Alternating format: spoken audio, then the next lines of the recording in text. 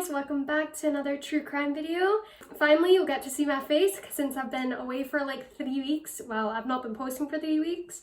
Today's video is on the Philpott house fire tragedy.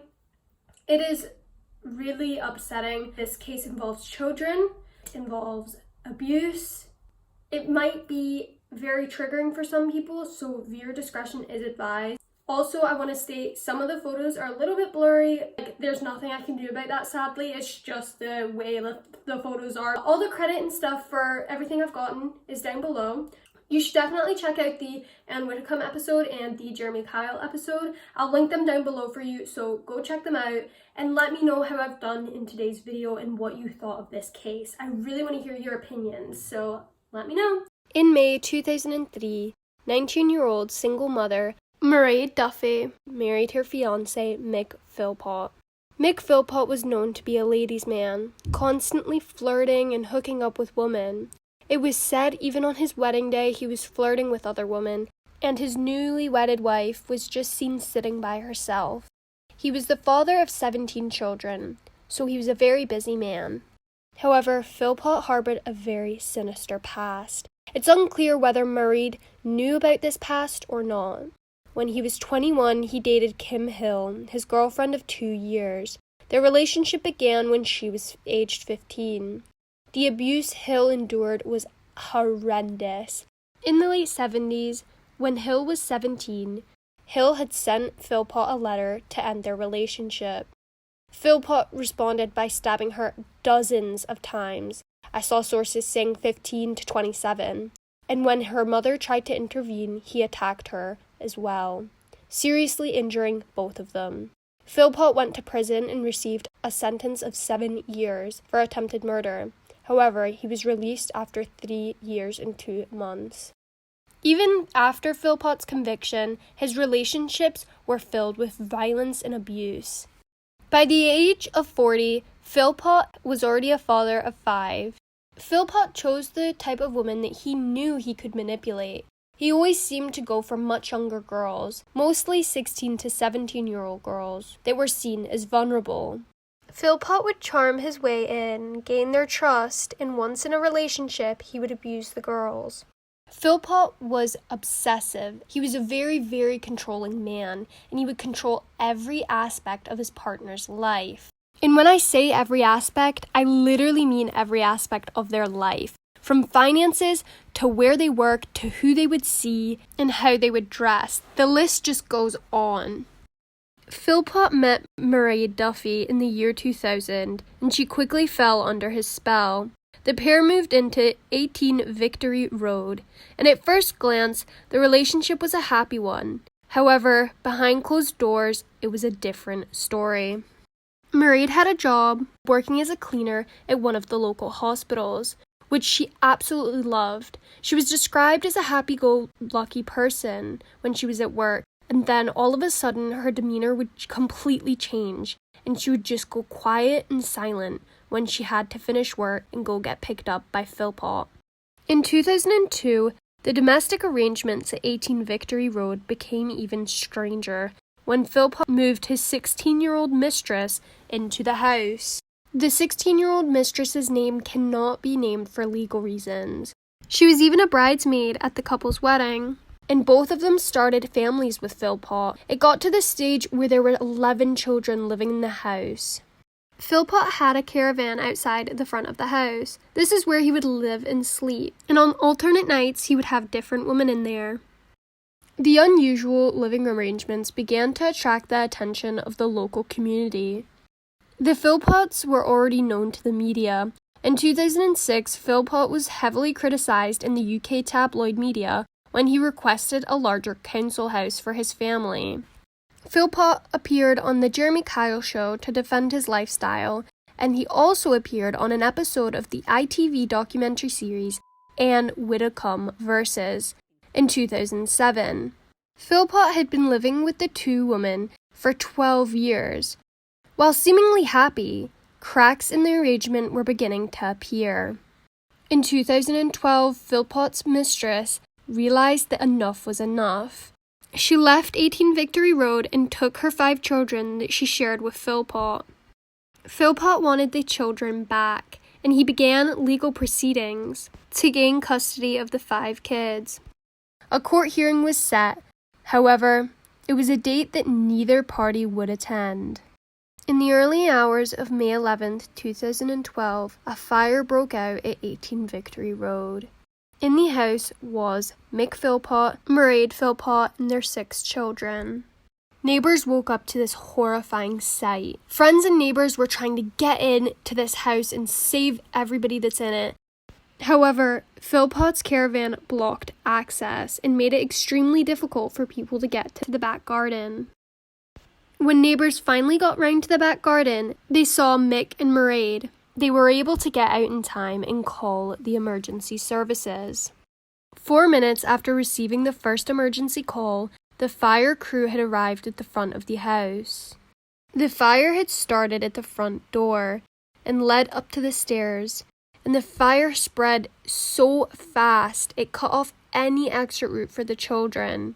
So essentially anybody that was upstairs were trapped, and there was no way out. When emergency services finally got into the house, they just kept carrying out these tiny little lifeless bodies. Jade Philpott, who was aged 10, John 9, Jack 8, Jesse 6, and 5-year-old Jaden died at the scene. The eldest child, 13-year-old Dwayne, who was Mairead's son from a previous relationship, was critically ill and injured. Police knew straight away the fire was intentional. However, who would set fire to this family's home?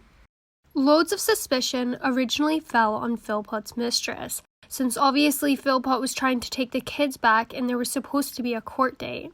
There was also another person arrested. However, both were released without charge. This left police desperate to find whoever started this fire.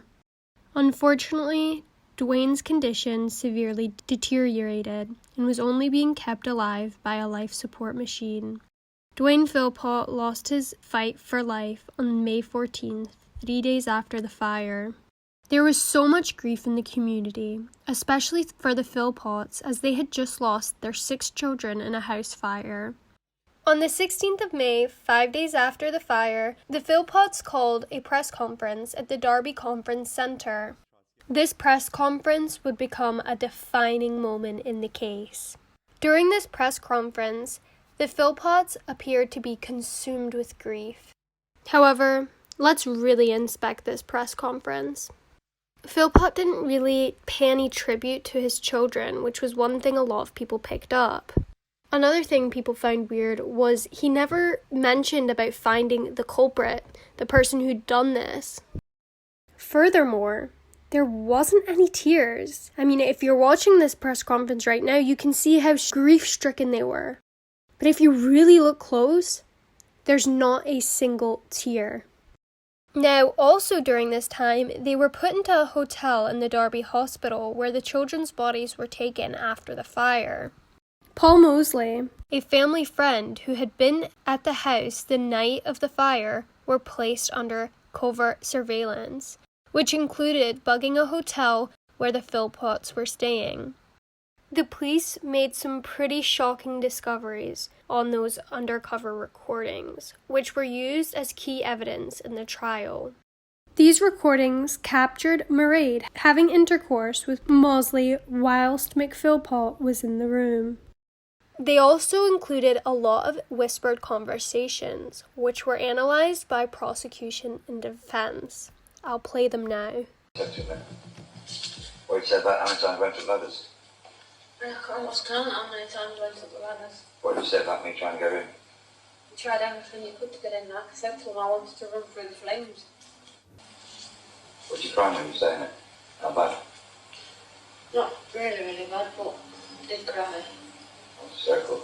Rumours were circulating. Mick was going to different places and asking people for money. He went to the travelling community and was given thousands of pounds for support.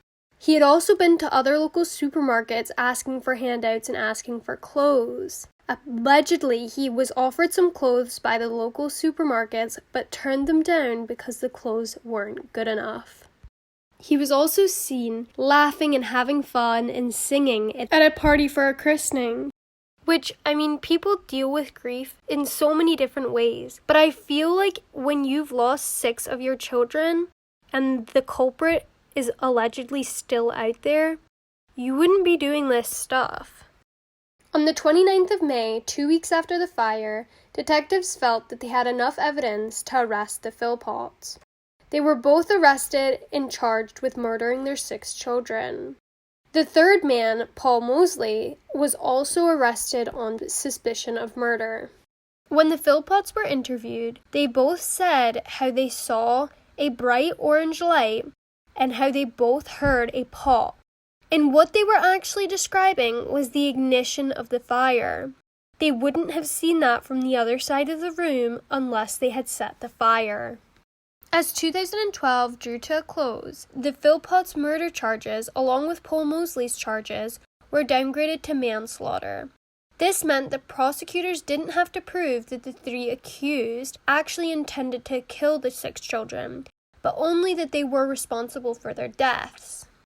The trial took place at Nottingham Crown Court, which started on February 11, 2013, which ironically was a year to that day that the mistress had walked out on Philpott with the children. The police and courts pieced together the true events that happened on that day. Mick, Paul, or Mairead went out and bought some petrol to deliberately start a fire. They wanted to make it look as though someone had poured the petrol through the letterbox and then lit it. Then someone, most likely Mick, was going to grab a fire extinguisher to put the fire out and then appear as the hero. He then would have used this event that morning on the custody battle with his children and his mistress. Philpott would have made the mistress look like the anti-hero. However, it went tragically wrong and the fire quickly got out of control. Philpott had apparently done some DIY work inside of the house. He had painted yacht varnish all of the way up the woodwork of the stairs. This is highly flammable and should not be used in interiors.